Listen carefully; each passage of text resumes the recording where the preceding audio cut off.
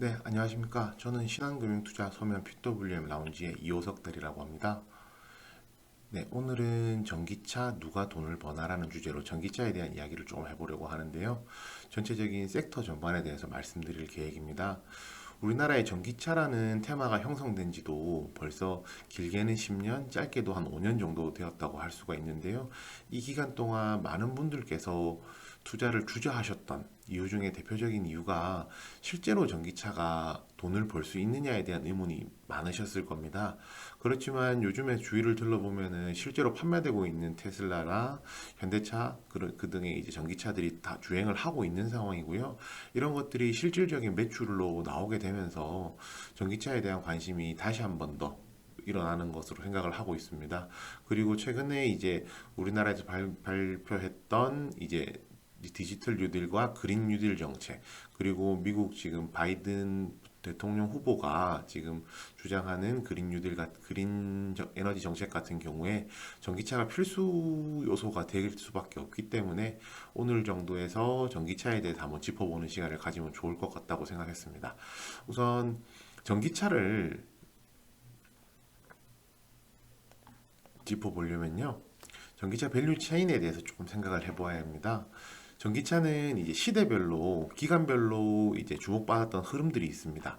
우선 2016년에서 2018년까지 애초에 이제 우리나라의 전기차가 테마가 형성되기 시작되는 시기거든요. 이때는 이제 광산이나 재련업, 그 전기차 배터리에 들어가는 소재인 니켈, 리튬, 코발트와 관련된 광산과 재련업에 있는 회사들이 많은 수혜를 입었었습니다. 이 기간에 약간 걸쳐서 나오는 것이 양극재였고요. 그 이후에 2019년부터 2022년 지금 현재죠. 현재까지도 이제 2차 전지 소재 관련된 종목들이 좀 주목을 받고 있는데요. 양극재나 뭐 분리막, 전해질, 리튬염, 음극재, 동박 등이 있습니다. 그리고 이러한 소재를 가지고 2차 전지를 만들게 됐는데요. 이 2차 전지는 이제 그 디자인 형태에 따라서 나누게 되는데 각형, 파우치형, 원통형으로 나누고 있습니다. 그리고 실질적으로 전기차가 이제 활동을 하게 되는 시기, 전기차가 판매되는 시기는요, 2023년에서 2025년이 본격적으로 될 것 같고요. 그렇게 되면은 실질적으로 전기차를 생산하고 있는 업체들의 수혜가 갈 것으로 예상을 하고 있습니다. 그 뭐 대상으로는 이제 저희 순수 전기차, 테슬라와 같은 순수 전기차, 혹은 지금 현대에서 만들고 시중에서 자주 볼 수 있는 하이브리드 차량도 대상이 될 것이라고 생각을 하고요. 2026년부터는 새로운 문제가 도래를 하는데요. 2016년 기준으로 봤을 때 딱 10년이 지난 시기입니다. 지금 저희 그 반도체를 만드는 원재료인 규소 같은 경우에는 지구상에 굉장히 좀 흔한 재료지만 광물이지만은 실제로 니켈이나 리튬 코발트 같은 경우에는 그렇게 흔한 재료가 아닙니다. 그런 흔한 재료가 아니기 때문에 이것을 무한정 생산할 수가 없어서 이미 사용이 끝난 폐배터리를 가지고 재활용하는 것도 지금 2026년부터는 좀 주목받는 사업이 될 것이라고 생각을 합니다. 폐배터리를 재활용해서 리사이클링해서 다시 이차전지 소재, 양극재, 분리막, 전해액, 리튬이온, 음극재, 동박 등 이렇게 다시 사용을 할 것으로 예상을 하고 있습니다. 그리고 이쪽 사업이 조금 더 각광을 받을 겁니다. 국내 대표적인 회사들을 봤을 때 시기별로 비교를 해본 거거든요. 2018년, 16년 광산 재련업이 좋을 때는 국내 회사들은 없습니다. 주로 이제 광물을 다루는 회사들이 대표적으로 많이 있었고요. 2차 전지 소재 같은 경우에는 국내에서 뭐 일진 머티리얼즈라든지 하는 동박 등의 회사들이 있고요. 뭐 저희가 아시는 뭐 에코프로 BM이라든지 LNF 같은 회사들도 포함이 될 겁니다. 2차 전지 실제로 만드는 회사는요, 우리나라의 뭐 LG화학, 삼성 SDI, 그 다음에 SK이노베이션 등이 있고요. 실제로 전기차 만드는 회사가 그 주식 투자를 처음 하시는 분들한테는 익숙한 회사들이 더 많을 겁니다. 뭐 테슬라라든지 뭐 BMW, 폭스바겐 그룹 같은 경우 이제 닛산이라든지 이런 회사들이 있고요. 그 다음에 폐배터리를 재활용하는 회사 중에는 뭐 외국 회사도 있지만 국내에는 에코프로비엠이 지금 폐배터리 재활용 사업을 하려고 하는 예정에 있습니다. 전기차를 기간별로 조금 나눠 봤을 때 성장 구간별로 특징을 가지는데요. 아까 광산 재련업이 대표적이었던 2016년부터 이제 2018년까지는 이제 양극재 업체들이나 광산 재련업이 유망 산업이었습니다. 이때는 이제 양극재 같은 경우에 가장 시장에 접근하기가 쉬웠고요. 그 다음에 광산 재련업은 필요한 재료를 만들기 때문에 조금 더 주목을 받을 수가 있었습니다. 그리고 이제 두 번째로 이제 2019년부터 2022년까지 두 번째 시기에는 2차 전지, 그리고 조금 더 그 2차 전지 소재 중에서도 조금 더 기술이라든지 이런 것들이 필요한 동박이나 프리미엄 리튬형 관련 회사들이 조금 더 좋을 것으로 보고요. 그 다음에 이제 전기차가 실제적으로 생산될 때는 전기차 생산업체, 그리고 가면 갈수록 이제 니켈이라는 거는 이제 결국에는 전기차의 용량을, 배터리 용량을 좌우한다고 생각하시면 되거든요. 그래서 고순도 니켈을 만들 수 있는 그런 회사들이 조금 더 주목받을 것으로 예상을 하고 있습니다. 그리고 그 이후에 2026년 이후로는 폐배터리 재활용 관련 업체들이 좋을 것으로 보이고요. 여기 밑에 보이시는 거는 이제 전기차 생산량입니다. 판매량입니다. 앞으로 점점 늘어나고 있으며 2023년을 기점으로 해서 성장세가 늘어나서 2026년부터는 더욱더 폭발적으로 늘어날 것으로 예상하고 있습니다. 2차 전지 배터리에 대해서 말씀을 드려야 될 텐데요. 지금 아시다시피 앞서 말씀드렸듯이 지금 저희 시기는 2차 전지 소재와 2차 전지가 적합한 시장이 되는 거고요. 그렇게 해서 저희가 2차 전지 구성에 대해서 조금 살펴보게 된다면 그 양극재와 양극과 음극이 있고요. 이것을 분리하는 분리막이라는 것이 있습니다. 양극과 음극이 닿게 되면 폭발을 하기 때문에 이것들을 막아주는 역할을 하고 있고요. 여기서 양극에서 음극으로 물질이 이온이 이동을 하기 때문에 그것들이 원활하게 이동할 수 있도록 전해질로 이제 막아주고요. 그 다음에 이제 전기를 생산할 수 있도록, 전자가 이동하면서 전기를 생산할 수 있도록 하는 역할도 하고 있습니다. 여기서 이제 전기를 모아주는 역할을, 전자를 모아주는 역할을 동박이라는 것이 하고 있습니다. 뒤쪽에 자세히 설명드릴 거고요. 우선 양극재부터 보겠습니다. 양극재는 이제 배터리 용량과 출력에 관련된 출력을 관련하고 있습니다. 저희 아시다시피 표시해 놓은 대로 이 부분인데요. 배터리 양극에 관련된 부분인데요. 많이 보셨다면 아시겠지만 NCM, NCA, LFP 이런 거 말씀 많이 들어보셨을 겁니다. 대표적인 두 개만 해서 NCM과 NCA에 대해서 말씀드릴 텐데요. NCM은 니켈, 코발트, 망간의 약자입니다. 되게 쉽죠? 이제 NCA는 니켈, 코발트, 알루미늄이고요. 니켈은 이제 배터리의 용량을 결정을 하고 있습니다. 그리고 코발트와 망간 같은 경우에는 배터리 안정성을 이제 유지하는 데 도움을 주고 있는데요. 니켈이 많이 들어가면 많이 들어갈수록 배터리 용량이 커지기 때문에 보통 NCM 622, NCM 811 이런 식으로 들어보셨을 텐데요. NCM 622 같은 경우에는 니켈이 6개, 이제 코발트가 2개, 망간이 2개. NCM 811 같은 경우에는 니켈이 8개, 코발트가 2개, 하나, 망간이 하나. 이렇게 해서 일종의 그 배터리를 만드는 레시피라고 생각하시면 됩니다. 여기서 최근에 NCA가 각광받는 이유는요. NCA는 이제 알루미늄은 이제 출력을 담당을 하고 있습니다. 그렇기 때문에 니켈로 용량을 늘리고 출력까지 올림으로써 조금 더 에너지를 전기차 배터리를 효율적으로 사용할 수 있기 때문에 NCA가 조금 더 각광을 받고 있고요. 지금 시장 파이 자체는 NCM이 훨씬 많습니다. NCM이 훨씬 많고 LNF가 NCM을 하고 있는데요. NCA에 제가 조금 더 주목하는 이유는 아까 말씀드렸듯이 이제 조금 더 큰 출력이 나오고 용량이 더 크고요. 그 다음에 에코프로비엠이 있는데 글로벌 2위입니다. 지금 사실상 NCA 시장은요, 그 에코프로비엠과 일본의 스미모토 화학이 이제 그 글로벌 과점 시장을 형성을 하고 있거든요. NCA에 있어서는요. 그래서 오히려 경쟁이 적은 시장에, 과점 시장에서 이제 플레이하는 에코프로비엠에 조금 더 높은 점수를 주고 있습니다. 음극재 같은 경우에도 마찬가지로 배터리 용량과 배터리 수명에 대해서 관리를 하는데요. 말씀 표시해 놓은 요건 파란 부분이고요. 이제 대표적으로 이제 만들 수 있는 방법은 천연 흑연과 합성 흑연, 그 다음에 실리콘계 음극재로 나누어지게 되는데요. 천연 흑연 같은 경우에는 포스코 케미칼이 만들고 있습니다. 순도가 굉장히 있고요. 그렇지만은 이제 최종적으로 넘어가야 되는 경우는 이제 실리콘계 음극재인데요. 실리콘계 음극재는 대주전자재료에서 개발을 했고 현재 이제 생산 과정에는 있는데요. 아직까지 뭐 비용이라든지 이런 측면에서 천연흑연이 조금 더 활용도가 더 높고요.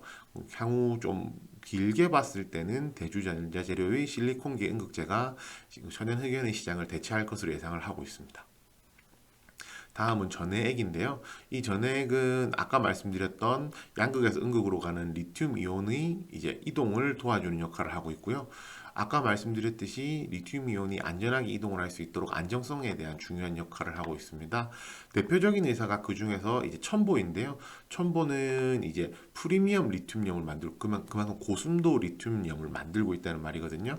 그렇기 때문에 그리고 이제 리튬염 관련돼서는 이제 보통 제품이 세 가지라고 생각하시면 되는데 첨보 같은 경우에 이 세 가지를 모두 대응을 할 수가 있기 때문에 어떠한 상황에서도 수익을 내기가 조금 더 뭐 매출이 나오기 좋은 회사라고 생각을 하시면 됩니다.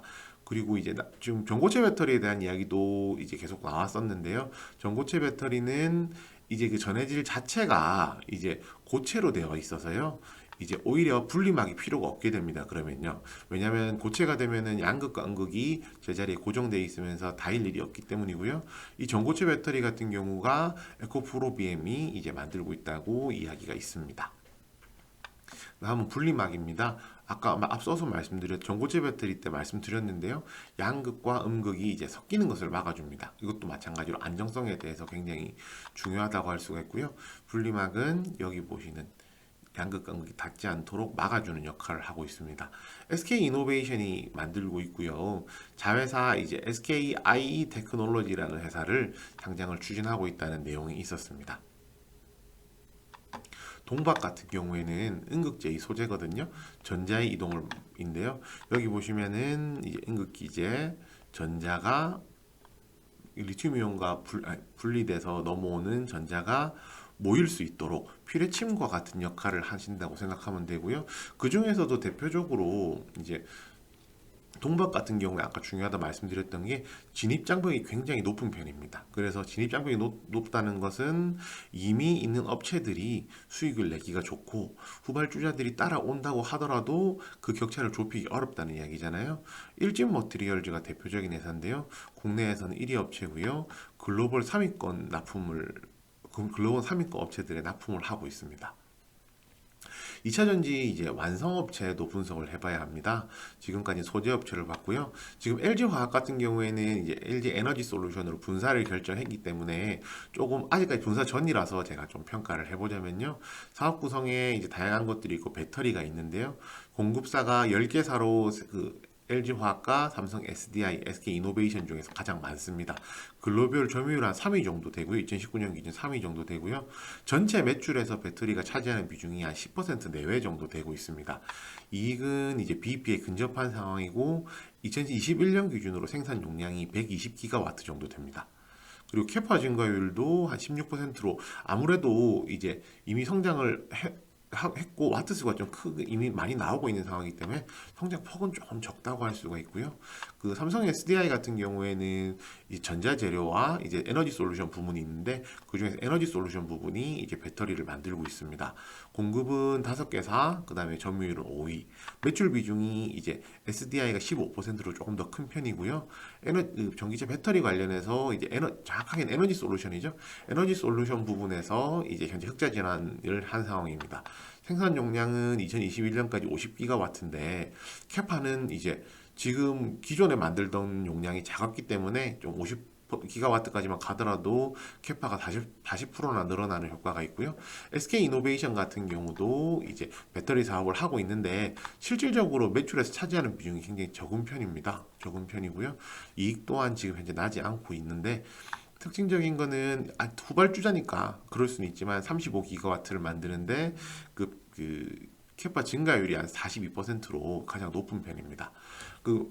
회사를 평가하는 방법 중에 한 가지는요, 그 PBR이라는 개념이 있잖아요. 이 PBR을 보게 되면은 이제 이 회사가 현재 자산 가치 대비했을 때 주가가 저평가인지 고평가인지를 알 수가 있는데 PBR 기준으로 봤을 때 그 LG화학이 1.6배, 삼성 SDI가 1.7배, SK이노베이션이 0.7배로 상대적으로 SK이노베이션이 조금 더 저평가되어 있다는 걸 알 수가 있습니다.